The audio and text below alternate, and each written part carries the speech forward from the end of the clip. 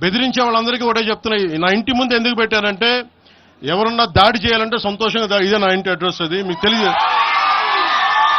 నాకు అలాంటి భయాలు లేవు. నాకు బాంఛన్ సారు కాల్మొక్త అనే ఉద్దేశం ఉంటే పార్టీ ఎందుకు పెడతామా?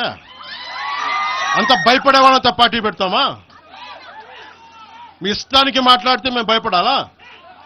ఏ రోజున ఒక్క మాట మీకు కేసీఆర్ గారి గురించి కానీ ఇన్ని సంవత్సరాల్లో 12 సంవత్సరాల్లో ఒక్క తెలంగాణ నాయకుడిని ప్రభుత్వం ఏర్పాటు చేసినప్పటి నుంచి ఈ రోజు దాకా ఒక మాటంలా.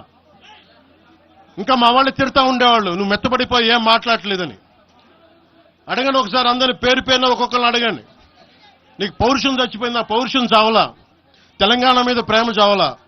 అది తప్పుగా అర్థం చేసుకుంటారు. మీరు అర్థం చేసుకుని నేనేం మాట్లాడను ప్రస్తుతానికి అని చెప్తా.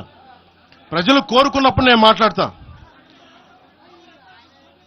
నేను ఎంత కమిటెడ్గా ఉన్నాను తెలంగాణ కంటే, జనసేన మా వాళ్ళందరూ ఎదురు చూస్తున్నారు తెలంగాణలో జనసేన ఎదగాలని.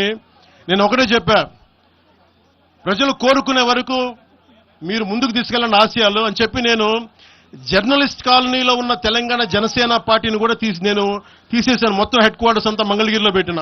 నాకు అంత కమిట్మెంట్ తెలంగాణ మీద. ఎందుకంటే నాకు రెచ్చగొట్టడం ఇష్టం లేదు. తగ్గి మాట్లాడా. మీరు ఎన్ని హింసించినా, మీరు ఎన్ని మాటలు మాట్లాడినా, ఆంధ్ర కొడకని తిట్టినా, అరే నా గుండెల్లో తెలంగాణ ఉంది, మీరు ఎన్ని తిట్టినా నేనేం పట్టించుకోను.